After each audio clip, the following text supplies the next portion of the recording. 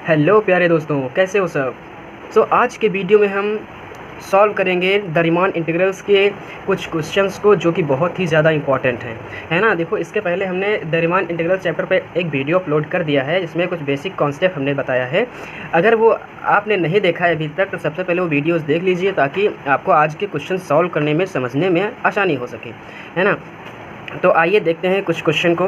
देखो, इसमें सिर्फ दो टाइप से ही क्वेश्चन पूछेगा कि बताइए रीमान इंटीग्रल्स है या नहीं है। कोई फंक्शन दिया रहेगा और कहेगा कि बताइए ये रीमान इंटीग्रल्स है कि नहीं है ना। और या फिर ऐसे पूछ सकता है कि मतलब कहेगा कि अपर लिमिट फाइंड करो, मतलब अपर रीमान सम फाइंड करो या लोअर रीमान सम फाइंड करो, है ना। तो ये देखिए क्वेश्चन दिया गया है हमारे पास, proof that F x is equal to x is Riemann integrable on कितने में है, 0 से 1 में, है ना, क्लोज इंटरवल 0-1 एंड एफ से B F x D x is equals to 1/2 है। ठीक है। देखो, इसमें हमें देखो कोई क्वेश्चन होते हैं जिनमें पार्टीशन दिया रहता है। ये क्लोज इंटरवल ए से 1 क्या है ना, ये क्लोज इंटरवल है। ये जो है कभी कभी पार्टीशन दिया रहता है और कभी कभी दिया नहीं रहता है, हमको पार्टीशन करना होता है।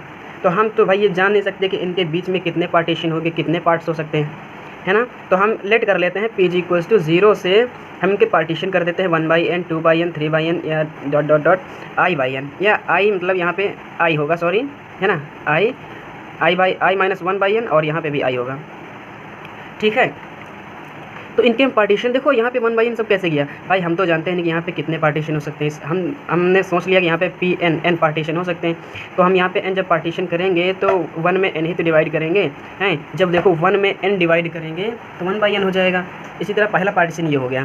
ठीक, दूसरा पार्टीशन कैसे होगा, 1/n में फिर 1/n ऐड कर दो, 1/n हो जाएगा 2/n, है ना। फिर 2/n में फिर 1/n ऐड कर दो। तो इसी तरह हमारे पार्टीशन होते जाएंगे। इतनी बात क्लियर हो गई, है ना। तो यहाँ पे ith टर्म फाइंड करेंगे। देखो ith टर्म हो जाएगा हमारा i-1/n और कॉमा i/n। ये कैसे आया, ith टर्म हमारा यही होता है जो लास्ट वाला होता है, i माइनस, सॉरी यहाँ पे i है, समझ लेना, i-1/n कॉमा i/n। ये हमारा क्या होता है, ith टर्म होता है। देखो, अब हमारा अगला स्टेप क्या होता है, पहला स्टेप तो हमारा यही होता है, दूसरा स्टेप हमारा ith टर्म फाइंड करना होता है। तीसरा स्टेप क्या होता है, तीसरा स्टेप हमारा होता है कि हम डेल्टा एक्स आई निकालें। ठीक है। डेल्टा एक्स आई क्या होता है, ये जो दिया गया है ना, ये आई टर्म का सेकंड वाला, इसमें से इसको माइनस कर देंगे तो हमारा आई टर्म फाइन हो जाएगा। देखो माइनस कर दिया, डेल्टा एक्स आई कितना है, 1/n आ गया। क्लियर। डेल्टा एक्स आई यहाँ पे क्या है, लेंथ ऑफ आई सब इंटरवल, है ना, इनके बीच का लेंथ है, डिस्टेंस है।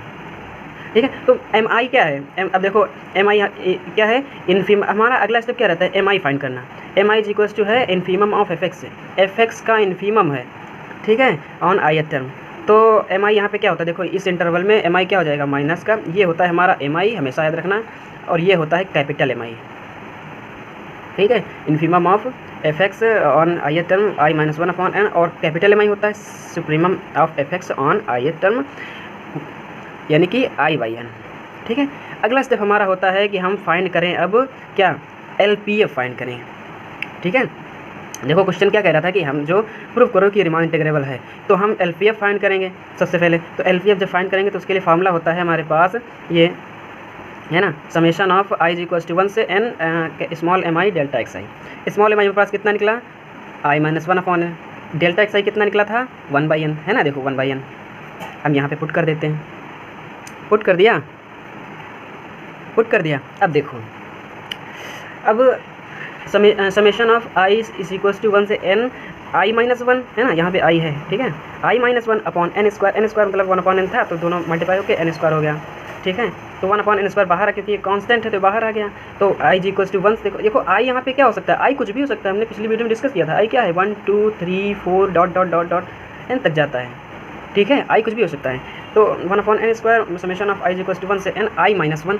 तो देखो i की वैल्यू 1 रखेंगे तो 0 हो जाएगा, फिर i की वैल्यू 2 रखेंगे तो 1 हो जाएगा, i की वैल्यू 3 रखेंगे तो 2 हो जाएगा, है ना। इसी तरह n-1 तक जाएगा। तो अब ये बताओ ये क्या है, ये जो है क्लास 12 में आपने पढ़ा होगा कि ये n प्राकृतिक संख्याओं का योग है।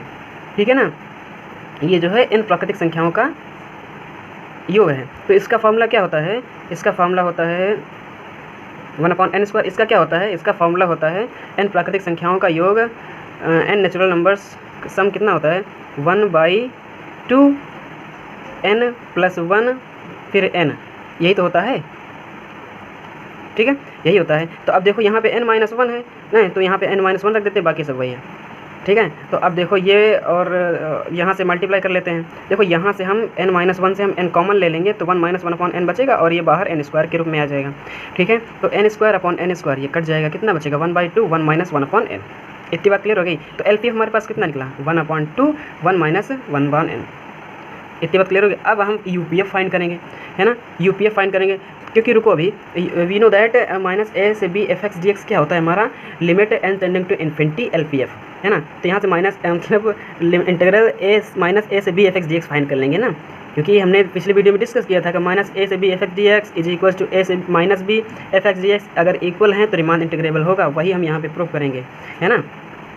तो यहाँ पे देखो लिमिट रखेंगे, अगर n की जगह पे इन्फिनिटी रखेंगे तो 1/∞ क्या होता है 0 होता है ना। तो ये कितना आ जाएगा, ये 1 - 0 यानी कि 1/2 आ जाएगा, पहली इक्वेशन, ओके।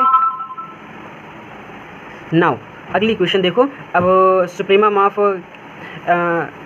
ऑफ fx है ना, इसको देखो capital MI is equals to I/n होता है। UPF क्या हो जाएगा कैपिटल MI/Δxi। तो यहाँ पे क्या हो जाएगा UPF is equals to summation of I is equals to 1 से n I/n इंटू, ठीक है, यहाँ पे इंटू है, ठीक है, इंटू 1/n, 1 क्या है Δxi है, ठीक है, वैल्यू पुट कर दिया हमने।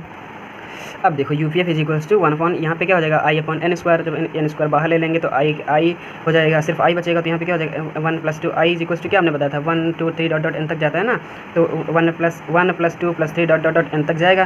तो ये क्या होता है n प्राकृतिक संख्या होगी, कितना होता है n/2 1 + n होता है ना। तो यहाँ पे भी n अगर कॉमन ले लेंगे यहाँ से तो n² कट जाएगा, कितना बचेगा 1/2 1 + 1/n, इतना ही तो बचेगा, है ना। क्योंकि वी नो दैट a से -b f(x)dx is equals to limit n tending to infinity और UPF इज इक्वल्स टू इतना होता है ना। मतलब UPF की वैल्यू यहाँ पे पुट कर देंगे तो limit n tending to infinity 1/2 1 + 1/n की n की जगह पे इन्फिनिटी अगर पुट कर देंगे तो ये हो जाएगा 1/2।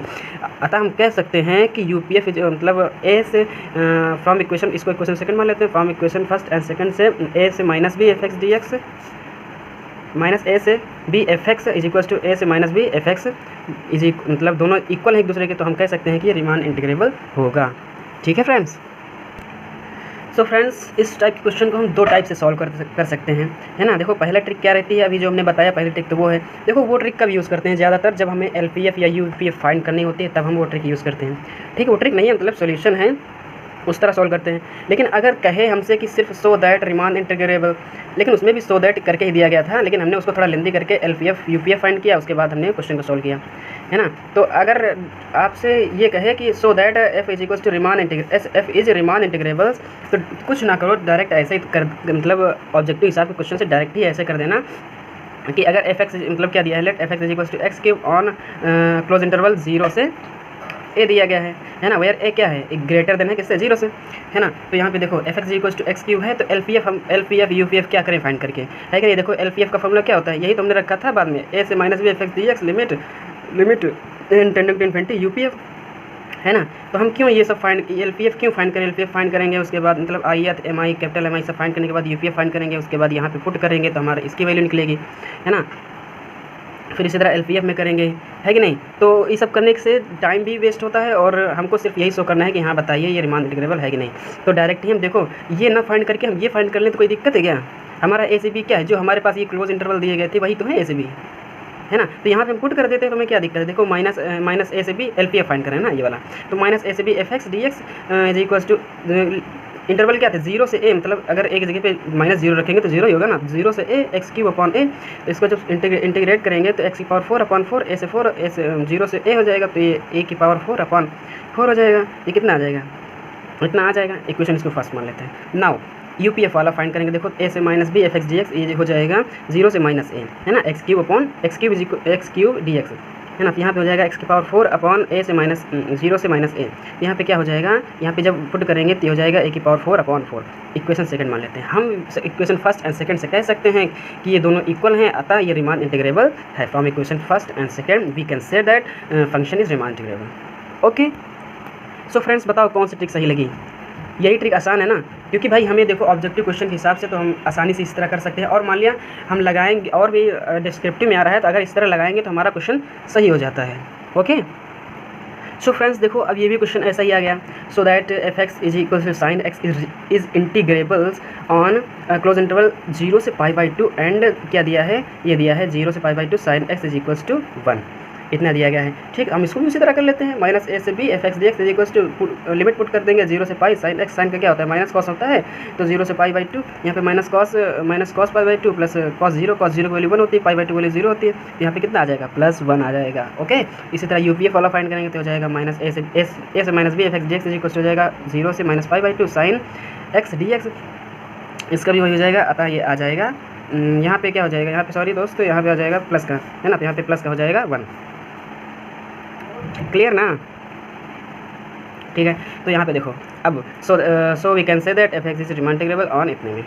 ओके, सो फ्रेंड्स अगर आपको हमारी वीडियोस पसंद आ रही हैं तो प्लीज़ चैनल को सब्सक्राइब और वीडियोस को लाइक ज़रूर करें और शेयर भी करें ताकि आपके दोस्तों को भी हेल्प मिल सके, है ना। तो अभी देखो दोस्तों हमने वो क्वेश्चन सॉल्व किए जिनमें पार्टीशन नहीं दिया था, हमें पार्टीशन करना था या फिर डायरेक्ट हम इंटीग्रेट करके सॉल्व कर ले रहे थे। लेकिन अब इस क्वेश्चन में देखो दोस्तों पार्टीशन दिया गया है, यानी कि कहा गया है F x is equals to X where X क्या है लेस देन 0 से मतलब ग्रेटर देन 0 से है और लेस देन 1 से है, और and let p is equals to 0 मतलब 0 1/4 2/4, यानी कि इसका पार्टीशन दिया गया है 0,1 का ये पार्टीशन इसमें दिया गया है।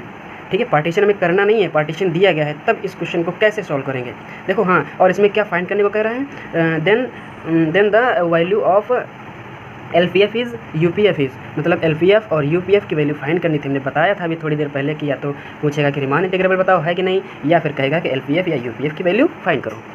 Okay friends, so guys let कर लेते हैं F x is equals to X, then P is equals to क्या है, पार्टीशन है 0 1/4 1/2 3/4 1, है ना। तो देखो इस टाइप के क्वेश्चन को करने के लिए देखो उसमें क्या क्या रहता था, पहले वाले क्वेश्चन पार्टीशन दिया रहता था तो आई यथ टर्म, ठीक है ना, तो small capital I small I का मतलब क्या होता था, आई यहाँ पे कुछ भी हो सकता है ना, तो इसमें पार्टीशन दिया गया है तो I1 पहले फाइंड कर लेंगे। इस टाइप के क्वेश्चन में I1 यहाँ पे क्या हो जाएगा, ये हो जाएगा, ठीक, ये हमारा क्या हो जाएगा I1 हो जाएगा, I2 क्या हो जाएगा, I2 हो जाएगा ये दोनों, I3 क्या हो जाएगा ये दोनों, I4 क्या हो जाएगा ये दोनों।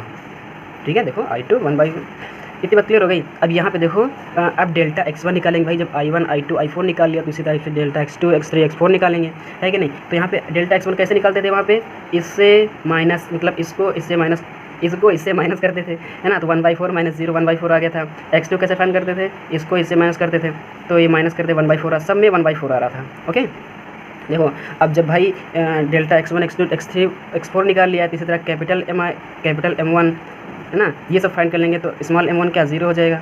स्मॉल m1 क्या था इसी में देखो ये हमारे स्मॉल m1 है, m1 m2 m3 m4, है ना, क्लियर।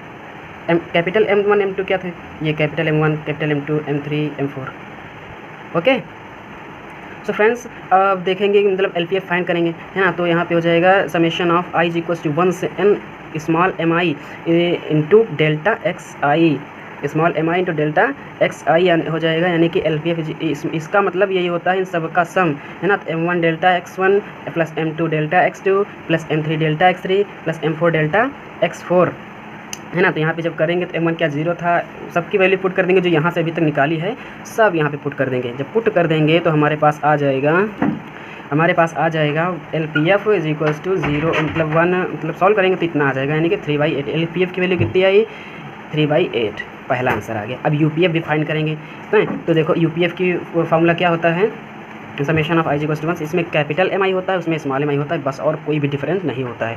सो फ्रेंड्स इसमें देखेंगे इसमें भी सारी वैल्यू पुट कर देंगे और उसको लास्ट में सॉल्व करने के बाद 5/8 आ जाता है। ठीक है फ्रेंड्स, सो फ्रेंड्स आज की वीडियो आप लोगों को कैसे लगी, अगर आपको पसंद आई हो, अच्छी लगी हो, आपको थोड़ी बहुत हेल्प मिली हो हमसे, सो प्लीज़ चैनल को सब्सक्राइब करो और वीडियो को लाइक करो। ओके फ्रेंड्स, मिलते हैं नेक्स्ट वीडियो में, तब तक के लिए बाय बाय, टेक केयर।